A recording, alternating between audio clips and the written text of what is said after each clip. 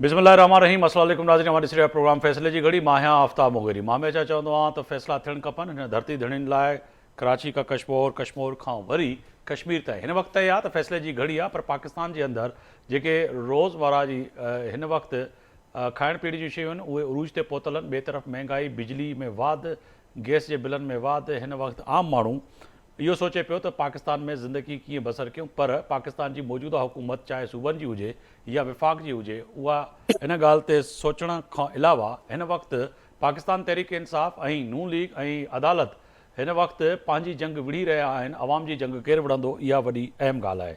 अॼु ॻाल्हि कयूं त फ़ैसिले जी घड़ी में अॼु ॿ विफ़ाक़ी वज़ीरनि वेही करे तवील प्रेस कॉन्फ्रेंस कई ऐं जहिड़ी रीति जेको आहे सो हिकिड़ी पाबंदी मड़ियल तंज़ीम जहिड़ी रीति उन्हनि जे जेको आहे सो अॻुवाण चीफ जस्टिस पाकिस्तान ते मौत जो फ़तवो ॾींदे करे इहो बि चयो त चीफ जस्टिस पाकिस्तान खे कहिड़ी रीति बि जेको इहो कानून आहे, ख़ासि तौर पे जेको आहे कानून जंहिं ते हमेशह पाकिस्तान जे अंदरि बहस थींदो आहे त इहो कानून यकीनन ई आहे त सही, पर ख़त्म नबूअत वारो कानून। पर इन सां गॾोगॾु पाकिस्तान जे अंदरि आम माण्हुनि खे इहे राइट्स हासिल आहिनि त पाकिस्तान में अगरि ख़ुदा न ख़ास्ता को बि माण्हू ख़त्म नबूअत जी ख़िलाफ़ वर्ज़ी करे थो त उन जे कानून वाज़े तौर ते आहे, उनखे सज़ा ऐं जज़ा अदालत ऐं पाकिस्तान जो अदलिया सिस्टम ॾेई सघे थो। पर अमूमन पाकिस्तान में थियो ईअं आहे त हिन कानून खे किथे न किथे पंहिंजे मक़ासिद यानी कि पंहिंजे लाइ इस्तेमालु कंदे मुख़्तलिफ़ धुरियूं नज़र आयूं आहिनि। ऐं इन कानून जे हुजण जे बावजूदु पाकिस्तान पीपल्स पार्टी जो उन वक़्त जो गवर्नर सलमान तासीर खे बि जेको आहे सो मारियो वियो ऐं उन खां पोइ पाकिस्तान जे अंदरि केतिरा ई वाक़िया थिया आहिनि। इन सां गॾोगॾु अॼु विफ़ाक़ी वज़ीर अहसन इक़बाल ख्वाजा आसिफ़ पाण प्रेस कॉन्फ्रेंस कंदे चयो त इन जा शिकार असां बि बणिजासीं। जहिड़ी रीति अहसन इक़बाल साहब खे गोलियूं हयूं वयूं ऐं इन सां गॾोगॾु ख्वाजा आसिफ़ खे उन जे मुंहं ते कारी मस चइजे या कार जे चइजे त उहा फिटी कई वई। अहिड़ी रीति जेको आहे सो पाकिस्तान जे अंदरि मुख़्तलिफ़ वाक़िया थियनि था। पर हुकूमत अॼु इहो वाज़े तौर ते ऐलान कंदे चयो त असां हरकत में हिन वक़्तु हुकूमत अची वई आहे ऐं अहिड़नि माण्हुनि खे कोन छॾींदासीं जेके अहिड़ा ऐलानात कनि था ऐं फ़तवा ॾियनि था ऐं पाकिस्तान जे हिकिड़े वॾे मनसब ते वेठल या आम माण्हू बि अगरि उनखे अहिड़ी का धमकी मिले थी त यकीनन रियासत जी ज़िम्मेदारी आहे त उनखे किथे न किथे तहफ़ुज़ फ़राहम करे। इन सां गॾोगॾु जंहिं इहो ऐलान कयो हुयो उहो पंहिंजी जॻह ते वॾो अहम आहे। अॼु विफ़ाक़ी हुकूमत इहा बि ॻाल्हि कई त उनखे गिरफ़्तार कयो वियो आहे ऐं गिरफ़्तारी जेको आहे सो उनजी थी चुकी आहे। पर पाकिस्तान जे अंदरि हिन वक़्तु अदलिया यानी कि चइजे त चीफ जस्टिस पाकिस्तान जस्टिस काज़ी फ़ाइज़ ईसा जहिड़ी रीति पोयनि ॾींहंनि में फ़ैसिला कया आहिनि, उन ते अॼु ॿिन्ही वज़ीरनि इहो बि चयो त कुझु सियासी तंज़ीमूं इन खे पंहिंजे मक़ासिद जे लाइ इस्तेमालु कनि पियूं। उन्हनि जो ज़ारिक वाज़े तौर ते इशारो पाकिस्तान तहरीक इंसाफ़ जी तरफ़ हुयो ऐं उन्हनि इहा बि ॻाल्हि कई त पाड़ोसी मुल्क हिंदुस्तान मुख़्तलिफ़ जंगूं विढ़िया आहियूं, पर उन जंगुनि में बि अहिड़ी रीति जेको आहे सो सोशल मीडिया ते ऐं मुख़्तलिफ़ दुनिया जी आलमी सतह ते तोहमतूं ऐं अहिड़ी रीति पाकिस्तान जी अफ़वाज खे पाकिस्तान खे बदनाम न कयो आहे। जहिड़ी रीति कुझु सियासी तंज़ीमूं जंहिंजा अकाउंट ऐं ख़ासि तौर ते दुनिया भर में वेठल उन्हनि जा माण्हू पाकिस्तान जी फ़ौज खे ऐं पाकिस्तान खे बदनाम करे रहिया आहिनि, उन्हनि जे ख़िलाफ़ बि कार्रवाई करणी पवंदी। इहे अॼु जा वॾा अहम सवाल आहिनि। इन ते अॼु ॻाल्हि ॿोल कंदासीं। मूंसां स्टूडियो में आहिनि बैरिस्टर ज़मीर साहब आहिनि, सीनियर कानूनदान आहिनि, असां सां स्टूडियो में मौजूदु आहिनि। अव्हांजी वॾी महिरबानी। वीडियो लिंक ते सरदार यासीन आज़ाद साहब आहिनि, सीनियर कानूनदान आहिनि, नून लीग जा अॻुवान आहिनि, अव्हांजी वॾी महिरबानी। असां सां अलीपल साहब आहिनि, सीनियर कानूनदान आहिनि ऐं पाकिस्तान तहरीक इंसाफ़ जा सीनियर अॻुवान आहिनि। इन सां गॾोगॾु असांखे जेको आहे सो थोरी देरि में जॉइन कंदा पाकिस्तान पीपल्स पार्टी जा जेको आहे सो सीनियर रहनुमा आहिनि ज्ञानचंद साहब, उहे बि असांखे जॉइन कंदा, उन्हनि जी बि वॾी महिरबानी। अॼु फ़ैसिले जी घड़ी में ॻाल्हि कंदासीं त या त पाकिस्तान जे वॾे मनसब यानी कि चीफ जस्टिस ऑफ पाकिस्तान खे क़त्ल जूं धमकियूं ॾियण वारा माण्हू गिरफ़्तार त थी विया। अॼु तय आहे त फ़ैसिले जी घड़ी में इहो बि फ़ैसिलो थियणु खपे त अहिड़ा कानून मौजूदु बि आहिनि, पर सियासी मक़ासद जे लाइ ऐं पंहिंजे मक़ासद जे लाइ जहिड़ी रीति इन्हनि खे इस्तेमालु कयो पियो वञे उहे वॾे ख़तरनाक आहिनि। सभ खां पहिरियां मां बैरिस्टर साहब अव्हां खां शुरू कंदुमि। सर, हीउ जेको मामिलो आहे हिनखे कीअं पिया ॾिसो? तय आहे त हिन वॾे मनसब ते वेठल TLP यानी कि तहरीक लबैक पाकिस्तान जो हिकिड़ो अॻुवाण बीही करे ऐं मजमे में इहो चवे पियो त जस्टिस काज़ी फ़ाइज़ ईसा चीफ जस्टिस साहब पाण सोचे ऐं इहे जेके फ़ैसिला आहिनि, जेको कानून आहिनि, उन में जेका ॻाल्हि आहे उनखे वापसि, जॾहिं की सुप्रीम कोर्ट इन जी वज़ाहत कंदे वाज़े तौर ते चयो आहे त असां का बि अहिड़ी अमेंडमेंट या इन कानून में छेड़ाछाड़ी न कई आहे उन जे बावजूदि अगरि इहा धमकियूं ॾिनी थी वञनि त पोइ तय आहे त जेका अॼु ॿई विफ़ाक़ी वज़ीर जेका ॻाल्हि कनि पिया उन में सदाकत आहे त कुझु तंज़ीमूं सियासी मज़हबी ऐं सियासी पंहिंजे मक़ासद जे लाइ इन शयुनि खे इस्तेमालु कनि पियूं।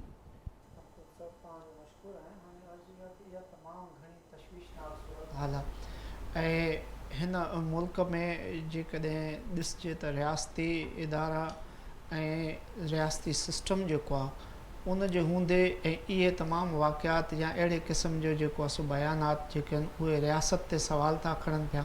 चीफ जस्टिस जो मनसब जेको आहे काज़ी क़ुज़ा जो मनसब आहे ऐं उन में जेकॾहिं असीं ॾिसूं था त जेको बि इहो फ़ैसिलो आयो आहे उनखे जेकॾहिं असीं being a student of law पढ़ियो आहे ऐं खोड़ सारनि कानूनदाननि बि पढ़ियो हूंदो ऐं उन खां पोइ उन में जेकॾहिं तव्हां कंहिं मज़हबी स्कॉलर खां या मज़हबी जयद उलमा खां बि उन ते ओपिनियन वठंदा त कंहिं बि क़िस्म जी अहिड़ी का बि कैफ़ियत या उन फ़ैसिले जी जेको आहे सा का बि अहिड़ी शिक या को अहिड़ो लफ़्ज़ इन जे जेको आहे सो परसेप्शन में वञे ई कोन थो त जंहिंजे हिसाब ते का एॾी वॾी जेकी ॻाल्हि जेकी अॼु जेकी खुलम खुला जंहिंखे धमकी चइजे या फ़तवा चइजे या जेको हिकिड़ो माना उहो बयानु जंहिं अनारकी फैलाइण जे लाइ इंतिशार फैलाइण जे लाइ इहो जेको आहे सो हिकिड़ो जेको आहे सो बयानु आयो आहे ऐं काज़ी साहब जेको आहे सो पाण बि इन ते जेको आहे सो वज़ाहत ॾिनी आहे, सुप्रीम कोर्ट बि इन ते वज़ाहत ॾिनी आहे ऐं जेके बि अहले फ़हम आहिनि, अहले क़ानून आहिनि या अहले मज़हब आहिनि उहे बि इन शइ ते मुतफ़िक़ आहिनि त इहो जेको जंहिं मज़हब जे लाइ जेके इहा परसेप्शन यूज़ कई थी वञे पई त इहो मज़हब खे कंहिं बि क़िस्म जो कंहिं बि अहिड़े क़िस्म जी रिआयत उहा इन फ़ैसिले मां आहे ई कान, ज़ाहिरी कान थी थिए, बल्कि उनजो दूर दूर ताईं उनजो को तालुक़ ई न आहे। ऐं उन खां पोइ जेकॾहिं अहिड़े क़िस्म जी हिकिड़ी मज़हबी जमात जेकी मुसलसिल सदाईं अहिड़े क़िस्म जे इशूज़ खे हाईलाइट कंदी आहे ऐं जेको हिन रियासत में ऐं उहा अदम इस्तेहकाम पैदा करे जेको मज़हबी नोइज़ जो हुजे या मज़हबी इंतिशार खे जेको आहे सो मज़हब जे काड़ खे खेॾी करे ऐं एॾी वॾी प्रोपेगंडा कराए जंहिंजे हिसाब सां को आम माण्हू महफ़ूज़ न रहे। ऐं जीअं अव्हां ज़िक्र कयो त माज़ी में अहिड़ी सोच अहिड़े जेको आहे सो फ़तवाउनि जे ऐं अहिड़ी इन जेको आहे अमल जे करे जंहिंजो को वजूद कोन हुयो, ख़ाली एलिगेशन ते।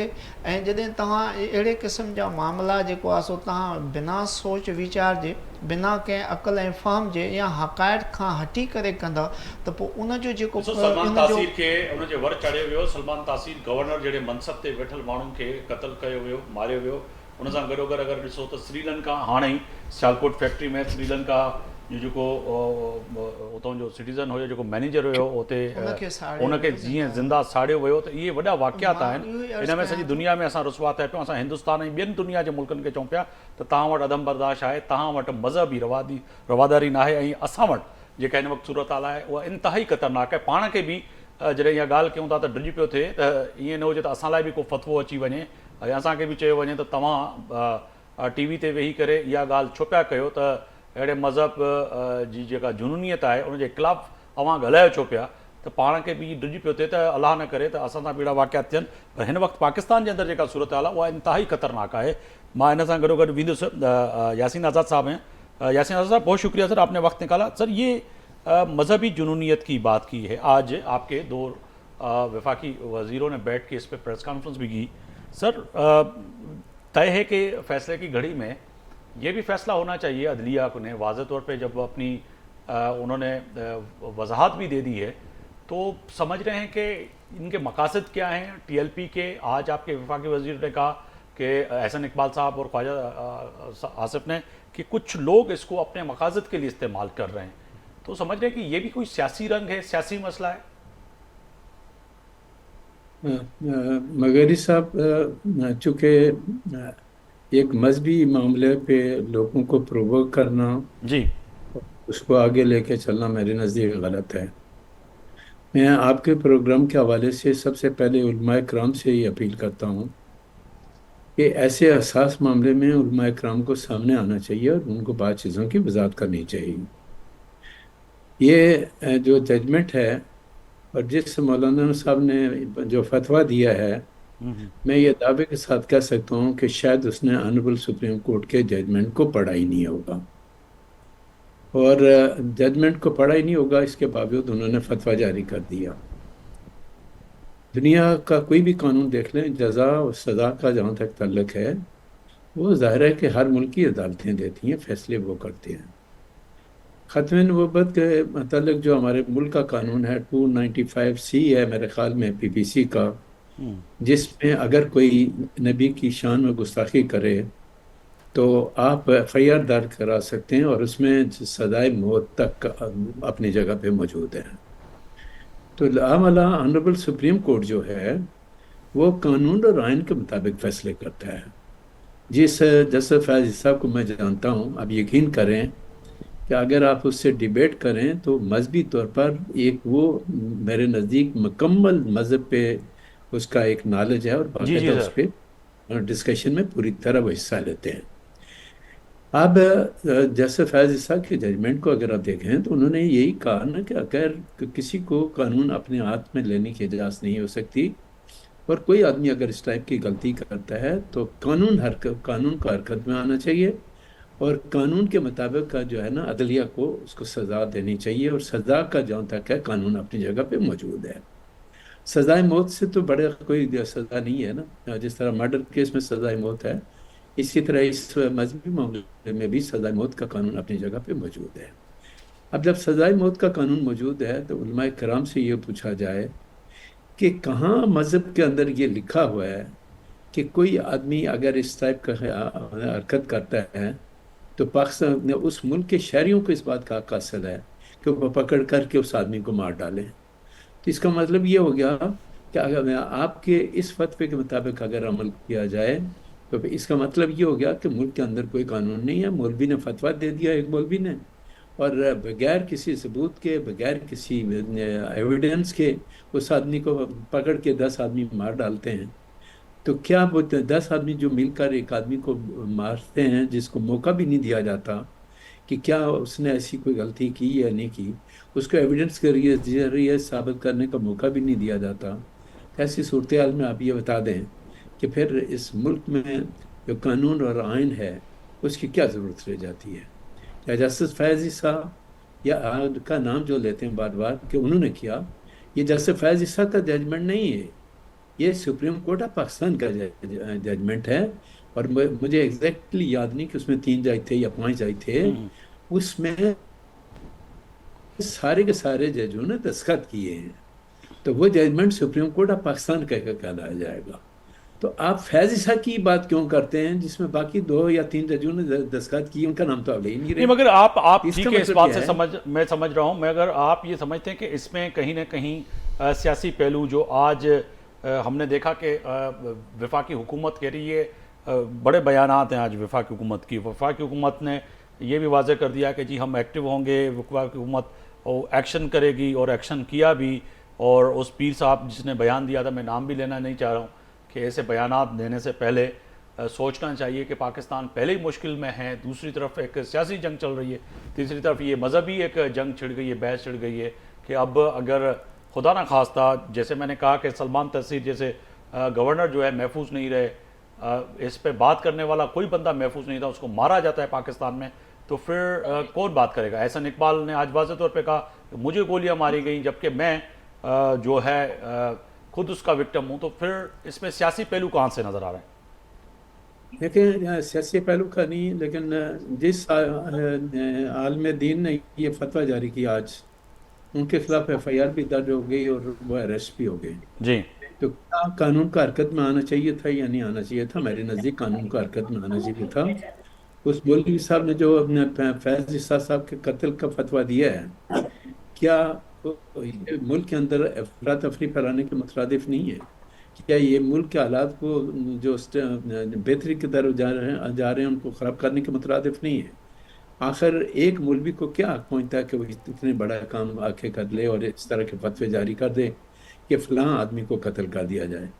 جس طرح میں نے پہلے کہا، میں ریپیٹ کرتا ہوں اس جملے کو، کہ جب سپریم کورٹ کا ججمنٹ ہے تو اس میں اکیلے اور فیض دیکھیں، نہیں بیٹھے پہلے بھی کہا، آج میں وہ معذرت کے ساتھ قطع کلامی ہو رہی ہے، آج احسن اقبال نے یہ بھی کہا کہ پہلے پابندی یا پہلے یہ پاکستان کو فیصلہ کر دینا چاہیے تھا، جو کہ نہیں کیا ماضی میں، اور اس میں غلطیاں ہماری بھی ہیں اور پچھلی حکومتوں کی بھی ہیں، क्योंकि ऐसी तंजीमों पे तो पाबंदी आयद होनी चाहिए। आपने उनको इलेक्शन लड़ने के लिए इजाज़त दे दी, आपने उनको ऐवान में जाने की इजाज़त दे दी, जो कि एक जुनूनी हद तक ये जो है तंजीम TLP जो है वो आगे तक चली जाती है बयानात में। यहाँ जो मिनिस्टर आज़ाद का इस स्टेटमेंट का जहाँ तक ताल्लुक है, क्या उस आलिम दीन पता नहीं जो हैं जिन्होंने ये फतवा जारी किया है उसमें पूरी जमात शामिल है या वो अकेले? नहीं सर, पूरी जमात है। उनके जो हैं साद साहब जो हैं इस वक्त TLP के जो सरबराह हैं, उनके भी बयानात सामने आते हैं। जो पीर साहब हैं जिनको आज गिरफ्तार किया गया, उनके भी बयानात हैं। तो ये सारी चीज़ें मैं जाना चाहूँगा आपकी इजाज़त से। जी। जो है सीनियर कानूनदान भी हैं, अलीपल साहब भी हमारे साथ मौजूद है। अलीपल साहब, मैं तव्हां ईंदो सर। एक तो इहो आहे त फ़ैसिले जी घड़ी में वाकई ही मुल्क जेको आहे सो एतिरी हद ताईं आहे त जेको कानून मौजूदु आहे उन खां बालातर थी करे फतवा ॾेई छॾे त चीफ जस्टिस खे क़त्ल कयो वञे, उनखे मारियो वञे, पंहिंजी तरफ़ों फ़ैसिलो ॿुधायो वञे। अलीपल साहब। मुग़र साहब, इहो कानून त कोन्हे, रवाज आहे, रवाज बणिजी वियो आहे ऐं इहो मुफ़ाद परस्तनि ठाहियो आहे, जंहिंखे जिते अचे थो उते पंहिंजो जीअं उल्लू चवंदा आहिनि उहो सिधो करे थो ऐं पंहिंजा मुफ़ाद हासिल करे थो। अनफॉर्चुनेटली बदकिस्मती सां मज़हब असांजे मुल्क में जेको आहे सो एॾो इस्तेमालु कयो वञे थो पंहिंजे मुफ़ादनि लाइ। मूंखे यादि आहे मूं हिकिड़े घुतो साड़ण जो केस हो, शायदि शराब खानो कंहिं साड़ियो हो, उन जे केस में मूंखे आज़ादु करायो। पोइ मूं पुछियोमांसि, मुझे छो तो शराब खानो ही साड़ियो? चई त मैं बस ये देख नहीं सकता, अच्छा, इसलिए मैंने जला दिया। पोइ उहो ई माण्हू मूंखे शायदि 8-10 सालनि खां पोइ ख़ुदि शराब विकिणंदे कंहिं ॿाहिरी मुल्क में मिलियो। पोइ मूं चयो त तो हिते शराब खानो छो खोलियो आहे? चई त हिते त ईअं खोलियो आहे, सभु हलाइनि पिया, बाक़ी उते त अञा पाऊं साड़ींदुसि। हीउ माण्हू जेको आहे सो बहरूपिया थी विया आहिनि। माना उहे चवनि था त हिते पाकिस्तान में रहणो आहे, इहे सभु कुझु करिणो आहे ऐं जी बसि इहो आहे। हाणे इन में असां वटि जेको वॾे में वॾो नुक़सानु थिए थो उहो कमज़ोर वल्नरेबल तबिको आहे, उनखे थिए थो। जेके सर ॾिसो न, जेके मिनॉरिटी में असां हमेशह मिनॉरिटी लफ़्ज़ मां इस्तेमालु न कंदो आहियां, जेके हिंदू आहिनि, अगरि क्रिश्चन आहिनि, माज़ी में असां इहो बि ॾिठोसीं। ठीकु आहे, सलमान तासीर जो वॾो केस हुयो, ईअं श्रीलंका वारो जेको मैनेजर वारो सियालकोट वारो केस आहे उहो बि आहे, पर उहो हिते हिकिड़ो सिटिंग मिनिस्टर हिते इन खां सवाइ पहिरीं मारिजी वियो, उहो बि क्रिश्चन हो जी। ऐं जेको चाहे ऐं इन्हनि जा जेके बि केसिस हींअर हलनि पिया, उन्हनि में मिसाल असीं बि हलायूं पिया, उहे सेंट्रल जेल जे अंदरि हलंदा आहिनि। त उहो इन जे करे त ॿाहिरि को मारे न वञे जवाबदारनि खे या उनजी फैमिलीज़ खे। त माना हाणे रियासत जेका आहे उनखे पंहिंजे पाण ते ई एतमाद न आहे त उहे पंहिंजा केस ई नथो हलाए सघनि उते। या हिकिड़ो माण्हू आहे, कुझु जवाबदार थींदो आहे त उनखे वठी केरु उन लाइ केस विहण लाइ तयारु न हूंदो आहे, इवन वकील उन लाइ पावर फाइल नथो करे सघे, ॿिया वकील उन ते जेको आहे सो चढ़ाई करे ईंदा आहिनि। बार्स में बि त हाणे जेको आहे सो एक्सट्रीमिज़म अची वियो आहे न। हींअर कराची बार में होली पे मल्हाई वई त उन्हनि ते हिकिड़ी वॾो जेको आहे सो हमलो थी वियो त भई तव्हां होली हिते छो था मल्हायो, झगड़ो थी पियो।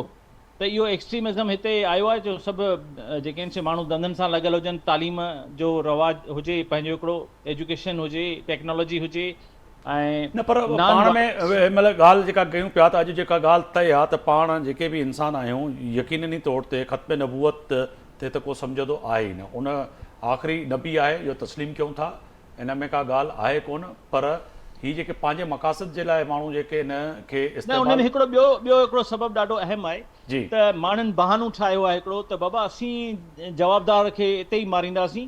हिकिड़ो त इहो आहे त असीं तैश में अची आहियूं, असां पंहिंजे पाण ते कंट्रोल कोन्हे ऐं असांखां वधीक ॿियो कस्टोडियन हिन मज़हब जो आहे कोन, असीं ठेकेदार आहियूं।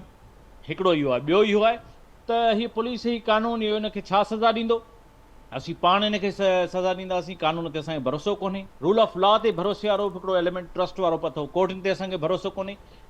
टियों चौथों फैक्टर आउं तव्हांखे ॿुधायां थो त इहो आहे त पुलिस वारा ख़ुदि जेको आहिनि झले माण्हू खे माराईंदा आहिनि त बाबा असीं पंहिंजो फ़र्ज़ु अदा करियूं, हीउ माण्हू जवाबदार आहे, थाणे जो दरवाज़ो खोले छॾींदा आहिनि, पोइ माण्हुनि खे चईंदा आहिनि अचो अची मारियो अची हिते। या जेको हींअर सवात में हिकिड़ो माण्हू वियो, उते पंहिंजी फैमिली सां गॾु घुमणु वियो, उते जेको वाक़ियो थियो, पंहिंजे हुनजे धीअनि जे अॻियां हुन सां जेको आहे उनखे खणी विया, हुनखे साड़ियूं मारियूं साड़ियूं वञी त उनजे अॻियां जेको आहे सो उहो छा उन अञा ट्रॉमा में आहिनि उहे।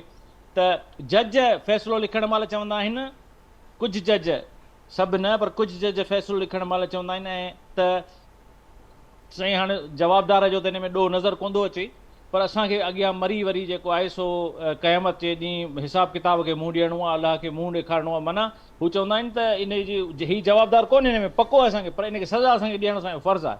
त हाणे इहो सॼो एक्सट्रीमिज़म जेको आहे सो घिड़ी वियो आहे, इदारनि जे अंदरि घिड़ी वियो आहे। मगर मां वापसि तव्हां ॾे बि ईंदुसि, ज्ञानचंद साहिब ॾे वञणु, ज्ञानचंद साहिब त आहे त पाकिस्तान जे अंदरि हिन वक़्तु मज़हबी जुनूनियत जेका आहे उहा अॼु जेके ॾिसूं पिया त उरूज ते नज़र अचे पई, यानी कि वॾो मनसब पाकिस्तान जो चीफ जस्टिस ऑफ पाकिस्तान उनखे मौतमार धमकियूं मिलनि, त पोइ ज्ञानचंद या आफ्ताब मोगरी या अलीपल या यासीन आज़ाद या बैरिस्टर ज़मीर, असां जहिड़ा ग़रीब माण्हू जे हिन ते अगरि ॻाल्हायूं था त पाण त अञा ख़ौफ़ज़दा हूंदासीं त ख़ुदा न ख़ास्ता असां सां बि न कोड़ो वाक़ियो थी वञे। पर हक़ ऐं सच जी ॻाल्हि इहा आहे त पंहिंजे मक़ासद जे लाइ कंहिं न कंहिं माण्हू खे टारगेट कयो पियो, ख़ासि तौर ते जेको असां वटि क्रिश्चन कम्यूनिटी आहे, हिंदू कम्यूनिटी आहे, उनखे बि टारगेट कयो पियो वञे। पर उनजो वधि में वधि चइजे त वधि में वधि नुक़सानु जेको आहे पाकिस्तानियुनि खे पहुतो आहे इंटरनेशनल सतह ते, ऐं अॼु विफ़ाक़ी हुकूमत बि हिनखे वाज़े कयो आहे, ऐं वरी उन्हनि एक्शन कंदे उन धमकी ॾींदड़ जेको आहे सो पीर खे गिरफ़्तार बि कयो आहे।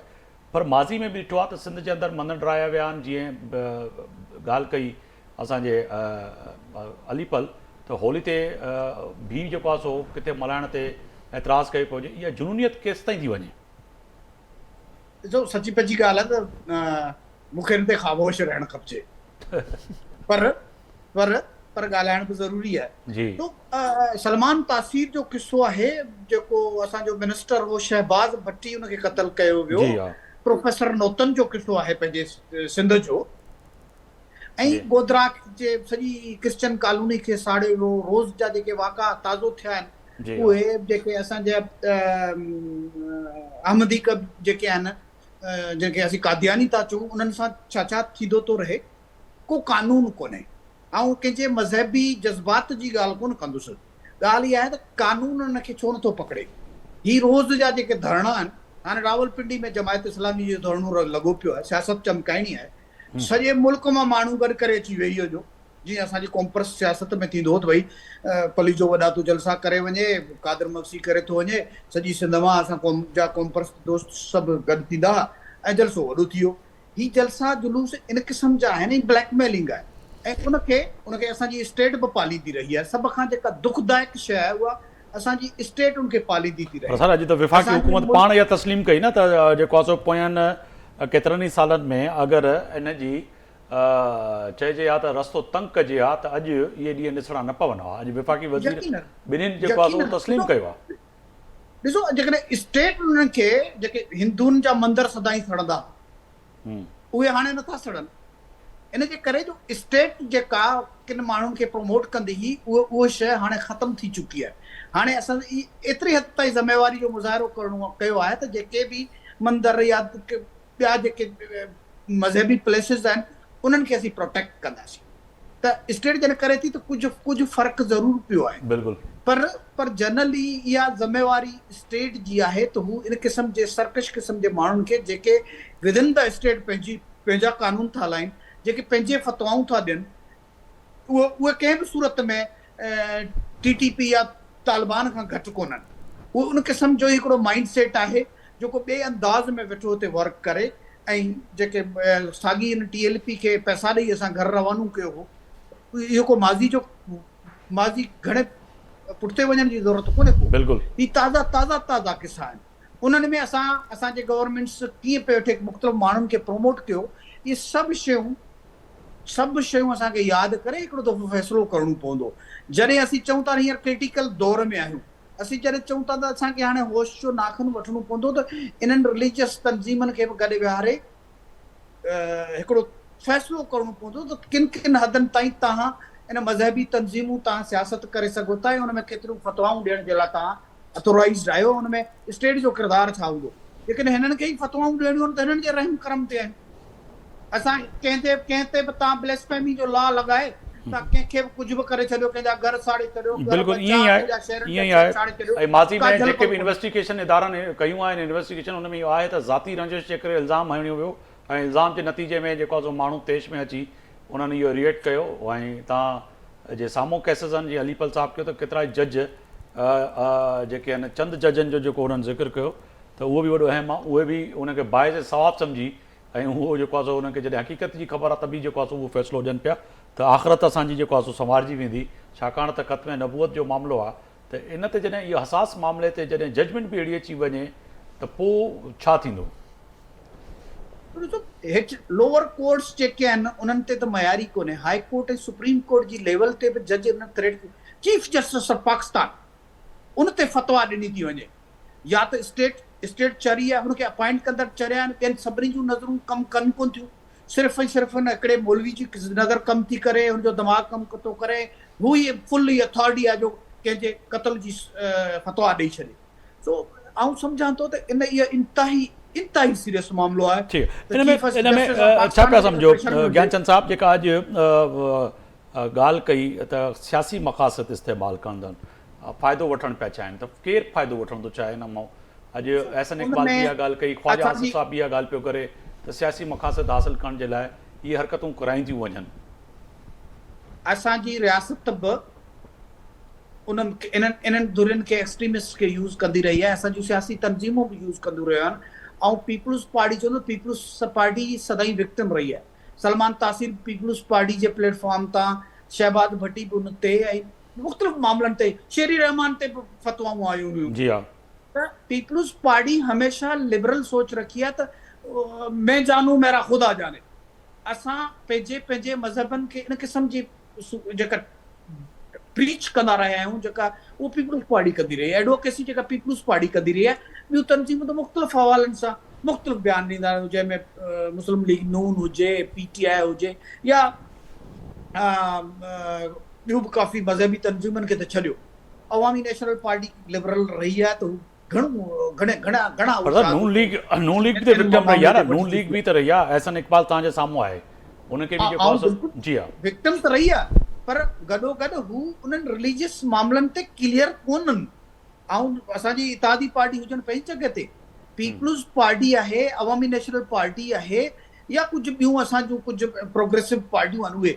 PTI सम्झो पिया त PTI बि मज़हबी सोच रखंदड़ तंज़ीम न आहे, उहा लिबरल पार्टी आहे। लिबरल त चए त लिबरल थी, पर हाणे TTP खे सपोर्ट था कनि।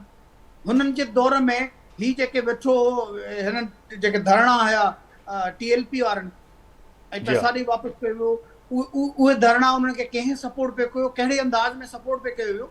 हिकिड़ो फ़ैसिलो असांजे सियासी सोच खे करणो पवंदो। बिल्कुलु सियासी सोच खे फ़ैसिलो करणो पवंदो। मां अलीपल साहब फ़ैसिले जी घड़ी आहे, जीअं ज्ञानचंद साहब चवनि पिया त फ़ैसिलो करणो पवंदो सियासी धुरियुनि खे, हिन जुनूनियत मां जान छॾाइणी पवंदी पाकिस्तान जी। पर माज़ी सॼो दाग़दार आहे, पर इहो बि माज़ी में जेका ॻाल्हि कनि पिया त तव्हां हिकु तरफ़ पंहिंजी रोशन ख़्याल जो बयानीअ खे अॻिते खणी हलो पिया, ॿिए तरफ़ तव्हां मज़हबी लिबादे में जेको आहे सो पाण खे जेको आहे सो लिकाए करे हलो पिया त असां चइजे जेके आसान सिंधीअ में त क्लीन शे मुला आहियूं। त पोइ हिकु तरफ़ क्लीन शे मुला खे सपोर्ट करणु, ऐं ॿिए तरफ़ जेको आहे सो तव्हां हिकिड़े लिबादे में इस्लामी में लिकाए करे सियासत कयो पिया। पोइ अॼु वाज़े तौर ते चओ त अहिड़े जुनूनियत रखंदड़ कंहिं बि तंज़ीम सां अव्हांजो तालुक़ु न आहे ऐं न वरी रहंदो, न वरी हुयो। अलीपल साहब। मुग़ल साहब, कुझु वक़्तु अॻे जकार्ता वियोसि, पोइ वरी असीं बाली वियासीं। बाली में हिंदू कल्चर आहे जी, ऐं इंडोनेशिया जेको आहे सो हूअं जनरली मुस्लिम मेजॉरिटी मुल्क आहे, ऐं इस्लामी कानून उते बि आहे। जी हा, मिक्स जीअं थींदा आहिनि असां वटि उते। पर उते तव्हां ॾिसंदो त हिकिड़ो माण्हू मस्जिद मां निकिरे पियो त ॿिए पासे वरी ॿियो गिरजा साम्हूं आहे, उते ई पियो निकिरे, ऐं टियों टेम्पल आहे वरी घटी में, उते ई पिया अचनि। ऐं उते जेको हीअ असां वटि हिकिड़ो जानवर आहे, उहो उनजो नालो माण्हू न वठंदा आहिनि, उहो उते ज़बह थी साम्हूं टंगियो पियो आहे। ऐं हाणे उते ॿ शयूं नज़र ईंदियूं। हिकिड़ो त क़ाइदे आज़म मोहम्मद अली जिन्ना साहब वारी उहा स्पीच त भई हर माण्हू खे आज़ादी आहे त पंहिंजी जेको आहे सो वर्शिप प्लेस ॾांहुं वञे। जेकॾहिं हू मुस्लिम आहे त वञी मस्जिद में नमाज़ पढ़े, जेकॾहिं आहे हिंदू आहे त टेम्पल में हलियो वञे, ऐं हू होॾां उहो मज़हब उन्हनि जो पंहिंजो मामिलो आहे। वरी ॿाहिरि अचनि त उहे सभु इंडोनेशियन्स आहिनि, ऐं इहा उन्हनि खे इहा आज़ादी आहे। त मूंखे क़ाइदे आज़म मोहम्मद अली जिन्ना जी इहा स्पीच उते प्रैक्टिकल लॻी त इंडोनेशिया में तव्हां इंडोनेशिया जा दुनिया जी मिसाल लॾियो न, तव्हां पंहिंजे सिंध जी ॻाल्हि कयो, पंजाब जी, केपी जी, बलूचिस्तान जी, मां जेका ॻाल्हि करणु पियो चाहियां, तव्हां खां पुछणु पियो चाहियां, उन ॻाल्हि जी तव्हां ॿुधण लाइ तयारु न आहियो। सर, मां ॿुधां। शयूं आहिनि, ॿुधी वठंदो तव्हां कन में। जी जी ॿुधायो। हिकिड़ो त हारमोनी आहे, जी हिकिड़ो त हारमोनी आहे त माण्हुनि खे पाण में गॾिजी सर, उहा मां तव्हांखे पियो चवां, तव्हांजी पार्टी में छो न आहे? तव्हां अहिड़नि माण्हुनि जी पुठ भराई छो कई माज़ी में, जेका ज्ञानचंद बि ॻाल्हि कनि पिया ऐं हक़ीक़त बि आहे, तारीख़ दाग़दार आहे, परेड आहे, अहिड़नि माण्हुनि जी अवां सपोर्ट छो कई? ॿुधो इहो त रियासत ऐं हुकुमरानीअ जो इहो हिकिड़ो ठही वियो आहे। इहे धरणा हणाइण, इहे सभु शयूं, इहे सभु गॾिजी पाण में कनि था। इन शइ ते जेको पीटीआई कमु कयो हो, पोइ पीटीआई खे जेको निशानो बनायो वियो हो, उहो तव्हां कंहिंखे ख़बर न आहे छा त पीटीआई जे ख़िलाफ़ु केॾी जेका आहे वठ पकड़ थी? जेके इहे जमायतूं ईअं कनि पियूं, पीटीआई ख़िलाफ़ु जेको आहे सो चवंदा आहिनि आहिनि ई हाथों से निपटी थी, त उहो पीटीआई कयो। बाक़ी हाणे मुल्क में सिस्टम ई इहो आहे, कानूनी न आहे, हमायंगी न आहे, हर माण्हू ॿिए खे चवे थो त तूं हिते रहण जे लाइक़ ई न, को कंहिंजे हाणे अॻे एतिरो हूंदो जो हिकु ॿिए जे गॾु गिलास में पाणी पीअंदा, हाणे के गिलास में पाणी पीअण लाइ तयारु कोन आहिनि। त भाई इहे नफ़रतूं फैलायूं वयूं आहिनि सियासी मुफ़ादनि जे करे। इहो कंहिं हिकिड़ी पार्टी कोन, तव्हां बि मुफ़ादनि जी जंग विड़ी, उन वक़्तु तव्हां बि मुफ़ाद जे करे टीएलपी खे सपोर्ट कई या टीएलपी खे इस्तेमालु कयो? अलीपल साहब या ॿियूं तंज़ीमूं जेके पाण आहियो त उन्हनि खे पॉलिटिकल जीअं पंहिंजो साईं चयो त भई उनखे लिमिटेड आज़ादी हुजे, त उहे पॉलिटिकल मज़हब जो जेको आहे सो वठी पॉलिटिक्स में हिसो न वठी सघनि। उन्हनि खे न, मूंखे तव्हां जवाबु नथा ॾियणु चाहियो या तव्हां सम्झो नथा मुंहिंजो सुवाल, मां सम्झणु पियो चाहियां। मूंखे सम्झ में न आयो हुजे, पर तव्हां शायदि पीटीआई ते को हणी एलिगेशन उनखे चयो त पीटीआई हीअं करे छॾियो, हूअं करे छॾियो। त एलिगेशन न, तव्हांखे चओ त मां तव्हांखे फुटेज ॾेखारियां। तव्हां हिन वक़्तु गूगल एक्सपर्ट आहियो, पीटीआई जा, तव्हां गूगल कयो त धरणो कंहिं ख़तमु करायो ऐं तव्हांजे दौर में अवां हुन सां कहिड़ियूं ॻाल्हियूं कयूं ऐं कहिड़ी रीति तव्हां हुनखे सपोर्ट कई। मां इहो पियो चवां, जेका अॼु एहसन इकबाल साहब बयानु कयो पंहिंजो, ऐं ख्वाजा आसिफ त माज़ी दाग़दार आहे, तव्हां सम्झो त इहे पॉलिटिकल गिमिक्स आहिनि, इहो मज़हबी ऐं इहो पॉलिटिकल गिमिक्स इस्तेमालु कयो वेंदो आहे, या उनखे हक़ उनखे इस्तेमालु कयो, जेके हुकूमतूं अचनि थियूं उनखे पंहिंजे हिसाब सां इस्तेमालु कनि। मैं यासीन आज़ाद साहब से तो वञणु चाहियां। सर, यासीन आज़ाद साहब, वो मानने से इनकारी हैं जो आज एहसन इकबाल साहब ने भी कहा, ख्वाजा साहब ने भी कहा, और अभी थोड़ी देर पाकिस्तान पीपल्स पार्टी के सीनियर रहनुमा ज्ञानचंद साहब भी फरमा रहे थे कि अलीपल साहब उससे मानने से इनकारी, कि माजी दागदार है, धरना हुआ, किसने ख़त्म करवाया, और माजी में जो है पीटीआई ने कहीं ना कहीं टीएलपी को अपने मकासद के लिए इस्तेमाल किया है। तो आपको भी लग रहा है कि आपकी पार्टी का जो बयानिया है वो दुरुस्त है? देखिए, पहली बात यह है कि आप दो मिनिस्टर की बार बार बात कर रहे हैं। सर, आज उन्होंने तो प्रेस कॉन्फ्रेंस की है। चले, मैं उसी पे आ रहा हूँ जी, कि क्या जो गवर्नमेंट जो हुकूमत होती है उसकी ये जिम्मेदारी नहीं है कि कानून की को कायम करे, और कोई आदमी अगर इफरात तफरी फैलाता है तो गलत है। आज हमारा सबसे बड़े ये जो अपेक्स पार्टी है पाकिस्तान बार कौंसिल, उसने भी खुल के जो सोशल मीडिया पे जो कुछ लोगों को जिस अंदाज से उकसाया जा रहा है, उन्होंने भी इसकी भरपूर तरीके से मजम्मत की है। और जैसे फैज़ ईसा के ख़िलाफ़ सोशल मीडिया पे जो मवाद आ रहा है उसकी जितनी भी मजम्मत की जाए कम है। मैं हैरान हूँ कि हमारे मुल्क को क्या हो गया। और ऐसी सूरत हाल में मैं हुकूमत के इस स्टेप को अप्रिशिएट करता हूँ कि उन्होंने इमीडिएटली FIR दर्ज की और मौलवी साहब को गिरफ़्तार कर लिया, उनके खिलाफ दहशत गर्दी का पर्चा भी काटा गया। तो ये हमारे मुल्क का बड़ा अजीब सा दस्तूर है। पहले भाई जो उलमा हैं हमारे, पहले ये तो वो डिसाइड कर लें कि क्या वो जो इस मुल्क के अंदर जो कवानीन बने हुए हैं उन कवानीन को क्या वो तस्लीम करने के लिए तैयार नहीं है। लब्बैक वालों की बात आती है तो याद होगा कि लब्बैक वालों का माजी के में ज़ाहिर है कि बड़ी मार धाड़ हुई, लाठी चार्ज हुआ, और उस वक्त की हुकूमत ने अपनी रिट कायम करने के लिए वो तमाम ऑप्शन इस्तेमाल किए जो एक हुकूमत को करने चाहिए। तो मैं ख्वाजा आसिफ की और एहसन इकबाल साहब की जो प्रेस कॉन्फ्रेंस है मैंने उसको गौर से सुना। वो यही कहते हैं कि इस मुल्क में अफरा तफरी फैलाना, लोगों को मजहबी तौर पे प्रोवोक करना, ये गलत है। अगर कोई आदमी कोई जुर्म करता है तो उसको कानून और आइन के मुताबिक आप ले जाएँ, और अदलिया फैसले करती है तो वो कानून और आइन के मुताबिक फ़ैसले करते हैं, लोगों के जज्बात के मुताबिक अदलिया फैसले नहीं करती। अब जो सूरत हाल है, चूँकि मेरे दोनों साथी जिस ज़बान में बात कर रहे हैं वो मैं पूरी तरह से अंडरस्टैंड तो नहीं करता, लेकिन बहरहाल उनका भी पॉइंट ऑफ व्यू मुझे यूँ लगता है कि यही है कि इस मुल्क के अंदर जो रेट है वो कायम होनी चाहिए। उलमाए कराम को, पाकिस्तान के उलमाए कराम को जो वाक़या जाल में दीन है, उनको सामने आना चाहिए और पूरी पाकिस्तान के कौम को एक रास्ता बताना चाहिए कि उलमा कराम भी, कि जो आदमी अगर गलती करता है तो ये पाकिस्तान के लोगों को बताएं कि मजहबी एतबार से मुल्क के कानून के मुताबिक उसके खिलाफ केस चलेगा। कानून में अगर ये जो साबित हो जाता है कि उसने हमारे नबी पाक की शान में किसी किस्म की वो गुस्ताखी की है, तो उसकी सज़ा अदालतें देंगी, मैं और आप नहीं दे सकते, ना हमें कोई कानूनी हक बनता है। ये जज्बाती अंदाज में कानून को हाथ में लेना, किसी को मार डालना, माजी में जिस तरह दोनों दोस्तों ने कहा, माजी में ऐसे कई वाक़यात पाकिस्तान में हुए जिसके लिए हमें तकलीफ होती है और दुनिया हमारे हम मजाक उड़ाती है। लोगों के जो अक़लियती लोग हैं उनके मतलब भी मैं एक बात कहता हूँ कि क्या हमारे आइन में उनको तमाम लीगल प्रोटेक्शन नहीं दी गई? तो आइन में माइनॉरिटी को वो तमाम लीगल प्रोटेक्शन दी गई जो पाकिस्तान के बाकी शहरियों को प्रोटेक्शन दी गई। तो अब इन हालात में मेरी समझ में नहीं आता कि ये सुप्रीम कोर्ट का जजमेंट आए हुए काफ़ी 5-6 महीने से ऊपर आने वाला है, ये चंद दिनों में ये मामला जोर क्यों मैं पकड़ यही रहा आपसे है? समझना चाह रहा कि ये जोर क्यों उस पे आया और उसकी वजह क्या थी, टाइमिंग का बड़ा था इस वक्त ज़रूरी है। और जैसे वो अलीपल साहब कह रहे थे कि आप जो है चाह रहे हैं कि जो है माजी में, जो मैंने उनके सामने सवाल रखा कि माजी में होता रहा है ऐसा, और आज भी जो है वाज़ेह तौर पर बीइंग जर्नलिस्ट जो मैं समझ सका कि मकासद जो इस्तेमाल किए जा रहे हैं अपने मकासद के लिए इस्तेमाल किए जाए, तो यानी कि टीएलपी को कोई ना कोई इस्तेमाल कर रहा है, मैं जो समझ सका हूँ बीइंग जर्नलिस्ट। ये आज जमात इस्लामी जाके धरना दे के बैठी है ना, कानूनी तौर पे धरना दे के उनका बैठने का हक बनता है। जी जमात इस्लामी से मुझे इख्तिलाफ ये है कि क्या हमारे ये पॉलिटिकल लीडर ये नहीं समझते कि पाकिस्तान के मौजूदा हालात क्या हैं? धरना दें, मैं कब मना करता हूँ, कहाँ आपका आईनी आका असल है, लेकिन आपको ये भी तो सोचना चाहिए कि बड़ी मुश्किल से आज आपने स्टेट बैंक का देखा होगा कि बैंक इंटरेस्ट उन्होंने करके 19 पॉइंट कुछ पे लेके आ गए, जी महंगाई के मुतालिक भी बहुत कुछ आ रहा है। तो इन हालात में जबकि हमारा मुल्क पहले ही डिसेबल है, हम माशी तौर पर तबाही बर्बादी के दाने पे खड़े हैं, और आप हुकूमत वक्त को मजबूर कर रहे हैं कि बिजली के बिल कम कर दें या ये कर दें, ये जानते हुए भी कि अगर आपके डिमांड को मान लिया जाए तो फिर IMF आपको कर्जा नहीं देगा, और कर्जा नहीं देगा तो फिर पाकिस्तान का नुकसान जो होगा उसकी जिम्मेदारी कौन होगी?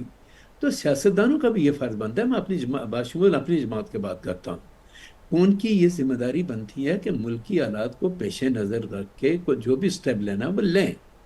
क्रिटिसाइज करना उनका आईनी हक है, जल्द से जुलूस करें, ठीक है। लेकिन आप ये देखें कि जो काम आप करने जा रहे हैं या जो डिमांड कर रहे हैं आप हुकूमत से, क्या वो हुकूमत इस पोजीशन में है कि आपके डिमांड को मीट कर ले? मेरे ख्याल में 1,500-2 हज़ार आदमी लेके किसी जगह जाके बैठ जाना ये मसले का हल नहीं है।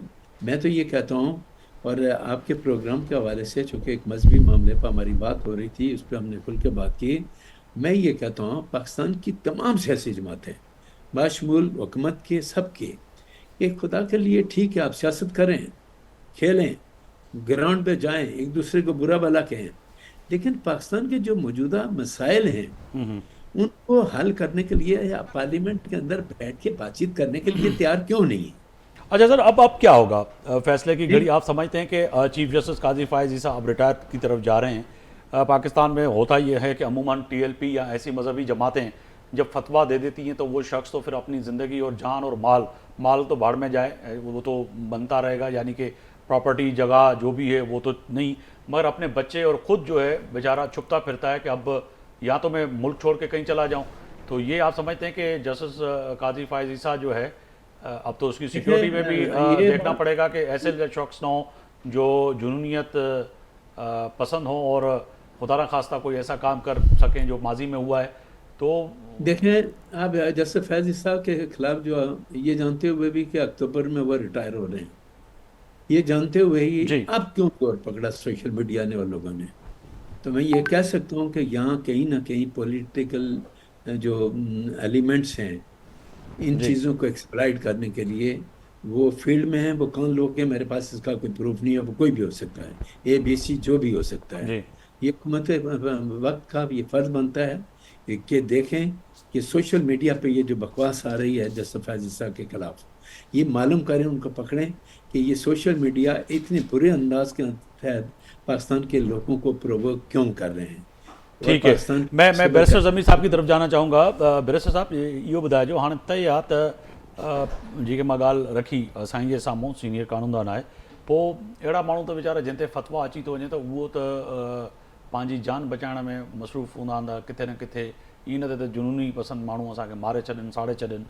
हाणे इहो तय आहे त हुकूमत जी ज़िम्मेदारी, जीअं अॼु हुकूमत रिएक्ट कयो आहे, गिरफ़्तारियूं त कयूं आहिनि, पर अहिड़ा केतिरा ई माण्हू हूंदा इहे त गिरफ़्तार थी विया जेके जुनूनी पसंदि, अलाह न करे कोई अहिड़ो वाक़ियो थी वञे त उनजी ज़िम्मेदारी त हुकूमत ते हूंदी। जीअं ॻाल्हि कनि पिया यासीन आज़ाद साहब, त अहिड़नि माण्हुनि जी वाखाण करणु, उन्हनि खे गिरफ़्तार करणु हुकूमत जी ज़िम्मेदारी आहे। सभ खां पहिरियों त हिकिड़ी असां वटि इहा रिवायत रही आहे त मज़हब खे सियासत में जेको किलियूं ॾिनो वियो आहे, रस्तो ॾिनो वियो आहे, ऐं वक़्तनि वक़्तनि उन्हनि मज़हबी जमातुनि खे, चाहे उहे सियासी असांजूं जेके पार्टियूं हुजनि या असांजी इस्टेब्लिशमेंट हुजे, उन्हनि इन्हनि खे एंट्री ॾेई करे ऐं जंहिं मक़ासद जे लाइ इस्तेमालु कयो आहे, जंहिंखे असीं मज़हबी कार्ड चवंदा आहियूं, उन मज़हबी कार्ड एतिरी वुसत इख़्तियार कई आहे, माज़ी में उन्हनि जी एतिरी पुठ भराई थी आहे, जंहिंजे करे एॾा वॾा वॾा वाक़िया थी विया, पोइ बि उन्हनि जी हौसला शिकती न थी आहे। ऐं उन जे हिसाब सां जीअं हाणे अलीपल साहब चयो त जुडिशरी या को अहिड़ो माण्हू जेको इन हिसाब खे इन शइ जे करे ड्रिजे थो त जेको आहे जेकॾहिं असीं हक़ाइक़ जे बरअक्स बि को जेको आहे सो अहिड़ो फ़ैसिलो ॾिनोसीं त जंहिंमें जेको आहे सो हू ईअं सम्झंदा त असां बज़ाहिर सुरख़ुरु थींदासीं, उहो सिर्फ़ु इन जे करे जो उन्हनि में हिकु ख़ौफ़ आहे। ऐं ख़ौफ़ जेकॾहिं इहो रियासत इन एलिमेंट्स खे पाण पैदा कयो आहे त उन खे ई ख़तमु करिणो आहे, ऐं रियासत ई इन शइ ते इनिशिएटिव वठंदी। ऐं जेकॾहिं काज़ी साहब खे हींअर जेकॾहिं ख़ुदा न ख़ास्ता जेको हींअर कैफ़ियत हूंदी, उहा का अहिड़ी घटि न हूंदी, छो जो इहे जीअं अवां इन पॉइंट्स खे जेको आहे सो हाईलाइट कयो त किथे न किथे इन जेको आहे सो माण्हू जेके हींअर इम्प्लीकेट थिया आहिनि या जेके FIR में नामित, उन्हनि खां हटी करे इहो हिकु अहिड़ो जुनून आहे जेको कम शनासाई, कम नॉलेज जे करे सिर्फ़ु इश्तिहाल अंगेज़ीअ में अची करे को बि कमु करे सघनि था। लिहाज़ा काज़ी साहब जी जेकी हींअर हिफ़ाज़त आहे, उहा रियासत जी अवलियन ज़िम्मेदारी आहे। इन ते मां ॿ बसि जुमिला वठंदुसि ॿिन्ही महिमाननि खां, जेको आहे सो वाइंड अप जे लाइ चयो पियो वञे। अलीपल साहब, हाणे रियासत जी ज़िम्मेदारी आहे जस्टिस काज़ी फ़ाइज़ ईसा खे तहफ़ुज़ फ़राहम करणु। सर अलीपल साहब, फ़ाइज़ ईसा साहब, काज़ी फ़ाइज़ ईसा साहब ख़ुदि रियासत आहे, ऐं काज़ी साहब खे ख़बर हूंदी त अॻु में फ़ैसिला जजनि कीअं कया हूंदा। जॾहिं तव्हां हाणे ज़मीर साहब जीअं ॻाल्हि कई पई त तव्हां सेशन कोर्ट में त इहो मैटर आहे त भई इहो पॉलिसी मैटर आहे या बेल हुई मिलंदी कोन, इहो चयल आहे त इहो नाहे थींदी। एॾी वॾो कहिड़ो जेको आहे सो थींदो आहे, जीअं प्रोफेसर नौतन सां थियो आहे। ज्ञानचंद साहब चयो पे प्रोफेसर नौतन साहब जी ज़िंदगीअ जा उहे साल केरु मोटाए ॾींदो। बिल्कुलु। इरफाना मला साहिबा असांजो मिसाल आहे, हैदराबाद में वुमेन राइट्स एक्टिविस्ट आहे, उन सां अहिड़ी हालत थी वई जो उनखे ॿाहिरि अची रोई माफ़ी वठणी पइजी वई हली।